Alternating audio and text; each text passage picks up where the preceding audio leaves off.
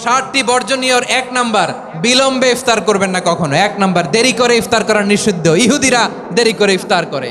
লা ইয়াজালুন নাসু আলা খাইরিন মা আজ্জালুল ফিতরা। বিশ্বনবী বলেছেন, এই উম্মত যতদিন আগে আগে ইফতার করবে, এই উম্মতের কপাল থেকে কল্যাণ কেউ ছিনিয়ে নিতে পারবে না। চিল্লায় বলেন ঠিক কি না? আজানের জন্য বসে থাকবেন না, সময় দেখবেন। স্থানীয় সময় যখন সূর্যাস্ত হওয়া মাত্রই বিসমিল্লাহ, খেজুর খেয়ে ফেলবো। পারবেন তো নাকি দেরি করবেন? 2 নাম্বার, রমাদানের পবিত্রতা বজায় রাখবো। কোনো তর্ক বিতর্ক অশ্লীলতায় আমরা জড়াবো না, ঝগড়া করবো না, সরাসরিও না, ফেসবুকেও না।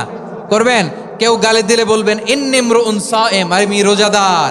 আল্লাহর হাবিব শিখিয়েছেন, কেউ যদি তোমার গালি দেয়, কটু কথা বলে, অশ্লীল কথা বলে, রমজানে তুমিও বলতে পারবে না। তুমি বলতে পারবা ইন্নিমরুউন সায়েম, আমি রোজাদার। আজকে থেকে নিয়ত করেন, রমজানে কেউ গালি দিলে আপনি একটা গালি দিবেন নাকি? কি বলবেন? রোজাদার, রমজানের পবিত্রতা আমি ভঙ্গ করতে পারবো না। অশ্লীল নাটক সিনেমা আমরা দেখব না। যে রমজানে মিথ্যা কথা, মিথ্যা কাজ, মিথ্যা সাক্ষী ছাড়তে পারে নাই, তার না খেয়ে থাকা, উপবাস থাকা দিয়ে আল্লাহর কিছু যায় আসে না। এজন্য মিথ্যার সাথে আমাদের কোনো সম্পর্ক আছে? মিথ্যা বলবো না। 4 নাম্বার, অপচয় করব না। ইন্নাল মুবাযযিরিনা কানু ইখওয়ানা শায়াতিন ওয়া কানা শাইতানু লিরাব্বিহি কাফুরা। অপচয়কারী শয়তানের ভাই। আচ্ছা, যে শয়তানের ভাই ও নিজেও আরেকটা কি? শয়তান। যে শয়তানের ভাই ও নিজেও আরেকটা কি? অপচয় করব না। ইফতারি করতে যে আমরা অনেকে অপচয় করি, এগুলো করবেন আপনারা না। অপচয় অপব্যয় করব না। 5 নাম্বারে, রিয়া, লোক দেখানো ইবাদত আমরা করব না। লোক দেখানোর জন্য নামাজ, রোজা, জিকির, তেলাওয়াত, দান, সদকা এগুলো করলে আল্লাহর দরবারে এগুলো কবুল হবে। বিশ্বনবী বলেন, দাজ্জালের ফিতনার চেয়ে একটা বড় ফিতনার ভয় আমি করি, সেটা কি? আর রিয়া, শো অফ মেন্টালিটি, লোক দেখানো মানসিকতা। এটা থেকে আমরা বিরত থাকবো ইনশাআল্লাহ। 6 নাম্বার, অনেক গুরুত্বপূর্ণ। ব্যবসায়ী ভাইয়েরা, ব্যবসা করেন কারা কারা? হাত তুলে দেখান তো আমারে। মাশাআল্লাহ, হাত নামান। ব্যবসায়ী ভাইয়েরা, অনেক অসাধু ব্যবসায়ী আছে, রমজান আসলে নিত্য প্রয়োজনীয় পণ্যের মূল্য বৃদ্ধি করে দেয়। এরকম আছে না নাই? এগুলো করবেন না। মজুদদারি করবেন না। পণ্যের কৃত্রিম সংকট বাজারে করবেন না। আপনি লাখ টাকা কামায়া ভাবছেন যে রোজাদারদের কষ্ট দিয়ে ধনী হবেন, এমন রোগ আল্লাহ আপনারে দিবে, কোটি টাকা দিয়েও আপনি হাসপাতালের বিল পরিশোধ করার ক্ষমতা আপনার হবে না। খবরদার। শেষ বয়সে দেখবেন কি কষ্ট আপনার হয়। আপনি রোজাদারদের কষ্ট দিচ্ছেন, আল্লাহ আপনার সুখে রাখবে? আল্লাহর দোহাই লাগে, আমার ব্যবসায়ী ভাইয়েরা এটা করবেন না। আরব বিশ্বে আমরা দেখেছি, আরব বিশ্বের ব্যবসায়ীরা সারা বছরে ব্যবসা করে, রমজানে ভর্তুকি দেয়। আর আমার দেশের কিছু অসাধু ব্যবসায়ী রমজানে গলাকাটা ব্যবসা করে আর সারা বছর সেইটার উপর দিয়ে চলে। চিল্লায় বলেন ঠিক কিনা? করবেন না, এটা করবেন না। নিত্য প্রয়োজনীয় পণ্যের মূল্য বৃদ্ধি করা হারাম, পণ্যের কৃত্রিম সংকট তৈরি করা হারাম, মজুদদারি করা হারাম, রোজাদারদেরকে কষ্ট দেয়া হারাম। এটা করবেন না। 7 নাম্বারে সর্বশেষ কথা, অধীনস্থ যারা আছে তাদের কাজের চাপ আপনারা কমিয়ে দিবেন। কাজের লোক, ফ্যাক্টরির ওয়ার্কার, স্টাফ, তাদের প্রতি যদি রহম করেন, আপনার উপর রহম করবে কে? আমার প্রিয় ভাইয়েরা, এই আসন্ন রমাদান এটা এমন এক বরকতের মাস, যে মাসে আমরা নিজেদের নাফসের উপর নিয়ন্ত্রণ প্রতিষ্ঠা করি। সারা বছর নাফস আমাদেরকে নিয়ন্ত্রণ করে, আর রমাদানে আমরা নাফসকে নিয়ন্ত্রণ করি। কথা বুঝতেছেন? সারা বছর নাফস আমাদেরকে নিয়ন্ত্রণ করে। এই যে এখন আমার খেতে মনে চাইলে যে খেজুর রাখা, আমি খেজুর খেতে পারবো, নাটস আছে, বাদাম খাইতে পারি। খাইতে মন চাইলে পানি, আমার রুহুটা চায়, আমার নাফসটা খেতে চায়, আমি খেতে পারি, পান করতে পারি। বিবাহিতরা দিনের বেলায় স্ত্রীর সাথে মেলামেশা করতে চাইলে করতে পারে, কিন্তু রমাদানে দিনের বেলায় খেতে মনে চায় কিন্তু আমরা খাই।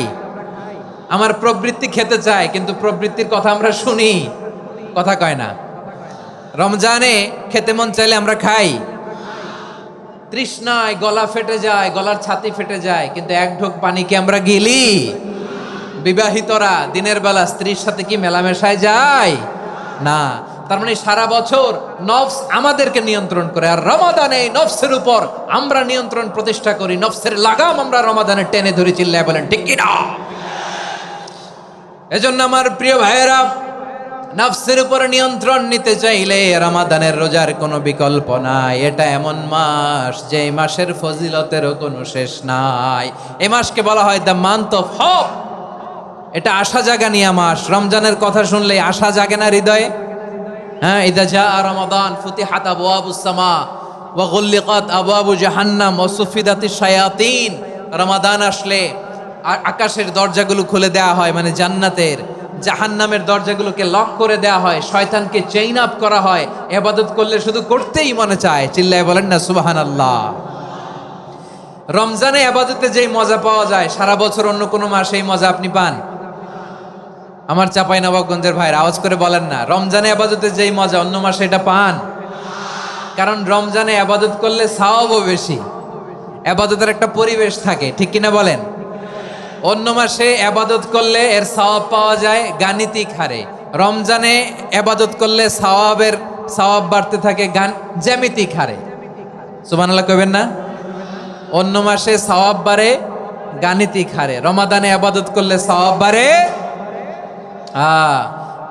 কিভাবে জ্যামিতিক হারে বাড়ে দেখেন। রমাদানে একটা নফল করলে ফরজের সমান সওয়াব, একটা ফরজ করলে 70 থেকে 700 গুণ সওয়াব, রমজানে ওমরা করলে হজের সমান সওয়াব। সুবহানাল্লাহ নাই? দ্য মান্থ অফ হোপ, আশা জাগানিয়া মাস। এই মাস আমাদেরকে হোপফুল করে, আশাবাদী করে। রমাদান যেমনি দ্য মান্থ অফ হোপ, আশা জাগানিয়া মাস, এট দ্য সেম টাইম এই রমাদান হচ্ছে মান্থ অফ ওয়ার্নিং, একটা ওয়ার্নিং এর মাস। নবী যেমনি আশা জাগাইছে আবার ওয়ার্নিং দিয়েও গেছে, খবরদার। ওয়ার্নিংটা কেমন? আল্লাহর হাবিব সাল্লাল্লাহু আলাইহি ওয়াসাল্লাম মসজিদে নববীর ভেতরে হঠাৎ তিনি মসজিদে নববীর মিম্বারে পা রেখে বললেন আমিন। দ্বিতীয় ধাপে পা রেখে বললেন আমিন, তৃতীয় ধাপে পা রেখে বললেন আমিন। সাহাবারা অবাক হয়ে বললেন ইয়া রাসূলুল্লাহ, ইয়া হাবিবাল্লাহ, 3 বার শুধু আমিন আমিন পড়লেন, কেন পড়লেন আমরা কিছু জানি না, আমাদেরকে জানিয়ে দেন কেন আপনি 3 বার আমিন বললেন। রাহমাতাল লিল আলামিন আল্লাহর হাবিব বললেন, ও আমার প্রাণের সাহাবীরা, আমি যখন মসজিদে নববীর মিম্বারের প্রথম ধাপে পা রেখেছি, সাইয়েদনা জিবরিল এসে আমাকে বলেছে, ও নবী, আপনার নাম শুনে যে ব্যক্তি আপনার উপর দুরূদ পড়ে না তার ধ্বংস। আপনি বলেন আমিন। আমি বলেছি আমিন। দ্বিতীয় ধাপে পা রাখার পর সাইয়েদনা জিবরিল বললেন, ইয়া রাসূলুল্লাহ, মাতা পিতাকে বার্ধক্য অবস্থায় পেয়ে তাদের সেবা করে, তাদের সাথে সদাচরণ করে যে সন্তান জান্নাত কামাতে পারলো না তার জন্য ধ্বংস। আপনি বলেন আমিন। আমি বলেছি আমিন। আবার মিম্বারের তৃতীয় ধাপে ঠিক যখনই আমি পা রাখলাম, সাইয়েদনা জিবরাইল বললেন, নবী, রমজান মাস পাওয়ার পরে এই মাসে ইবাদত করে যে ব্যক্তি নিজের গুনাহ মাফ করাতে পারলো না তার জন্য ধ্বংস। আপনি আওয়াজ করে পড়েন আমিন। কত বড় ধমক, কত বড় ওয়ার্নিং দেখছেন। যে রমাদান পেয়েছে কিন্তু রমাদানের ইবাদত করার মধ্য দিয়ে সে নিজেকে জাহান্নাম থেকে মুক্ত বানাতে পারলো না, তার উপর আল্লাহ লানত, তার জন্য ধ্বংস। সাইয়েদনা জিবরাইল বলেছেন আমিন, স্বয়ং বিশ্বনবীও বলেছেন আমিন। আওয়াজ করে পড়েন নাউযুবিল্লাহ। তাহলে রমজান আসবে আর আমরা নিজেদেরকে জাহান্নামীদের লিস্ট থেকে নাম কাটিয়ে জান্নাতীদের লিস্টে উঠাতে পারবো না। এর চেয়ে বড় হতভাগা কি আর কেউ থাকতে পারে? আওয়াজ করে বলেন। তাহলে রমাদানের এই রহমত, বরকত, মাগফিরাত, ফজিলত আমাদের কামাই করার দরকার আছে না নাই?